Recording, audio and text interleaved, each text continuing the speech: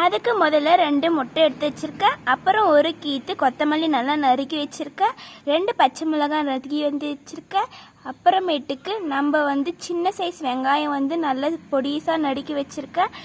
1/2 teaspoon உப்பு, 1/4 teaspoon மிளகுத்தூள், 1/4 teaspoon மஞ்சத்தூள், 1/4 டீஸ்பூன் தனியாத்தூள், இவ்வளோதாங்க. இதை வச்சு நம்ம எப்படி கரண்டி ஆம்லேட் நல்லா புஃப்னு வர மாதிரி செய்யலான்னு பார்க்கலாம்.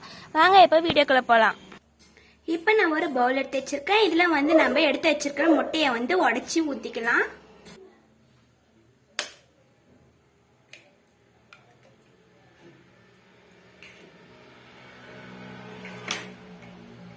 இதை நம்ம ஒரு ஃபோக்கை வச்சு நல்லா நல்லா மிக்ஸ் பண்ணி விட்டுக்கலாம்.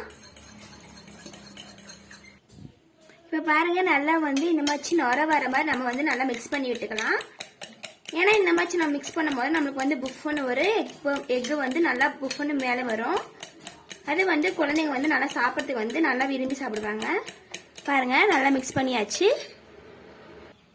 இதில் நறுக்கி வச்சிருக்க வெங்காயத்தை சேர்த்துக்கலாம். நறுக்கி வச்சிருக்க பச்சை மிளகாய் சேர்த்துக்கலாம். அதே போல் நறுக்கி வச்சிருக்க கொத்தமல்லியை சேர்த்துக்கலாம். இப்போ நம்ம லாஸ்ட்டாக எடுத்து வச்சிருக்கிறத மசாலாவில் போட்டுடலாம். இதே நம்ம நல்லா மிக்ஸ் பண்ணி விட்டுடலாம்.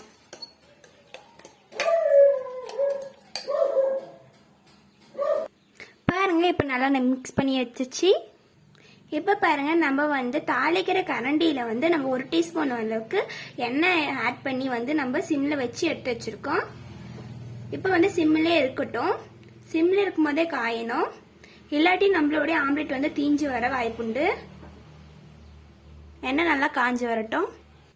பாருங்க எண்ணெய் நல்லா காஞ்சி வந்துடுச்சு. இந்த டைம்ல நம்ம மிக்ஸ் பண்ணி வச்சிருக்க இந்த நம்ம இதுல சேர்த்துக்கலாம்.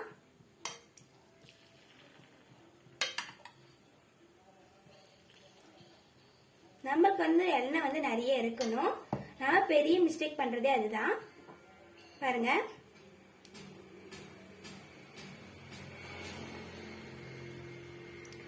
நம்ம சிம்லே தான் வேக விடணும். அப்பதான் நம்மளுக்கு நல்லா புஃப்னு வரும். பாருங்க எண்ணெய் நம்ம அதிகம் ஊத்தினா மட்டும்தான் நம்மளுக்கு புஃப்னு வரும். சிம்லே இருக்கட்டும், அப்பதான் நல்லா வெந்து வரும். இந்த டைம்ல நம்ம ஒன்ஸ் கிண்டி விட்டுடலாம். ஏன்னா நம்மளுக்கு கீழே இருக்கிறது மட்டும் வெந்த மாதிரி இருக்கும். அதனால எல்லா பக்கமும் வேகிற மாதிரி நம்ம இந்த மாதிரி பண்ணி விட்டுடலாம். பாருங்க நல்லா வெந்து வந்துடுச்சு. இந்த டைம் நம்ம திருப்பி விட்டுக்கலாம். பத்திரமா பார்த்து கேர்ஃபுல்லா திருப்பி விடுங்க, இல்ல கை மேல விழ வாய்ப்புண்டு. பாருங்க நல்லா வெந்து வந்துடுச்சு. இப்ப நம்ம இதை எடுத்துடலாம். இதே போல நான் எல்லாத்தையும் பண்ணி காமிக்கிறேன்.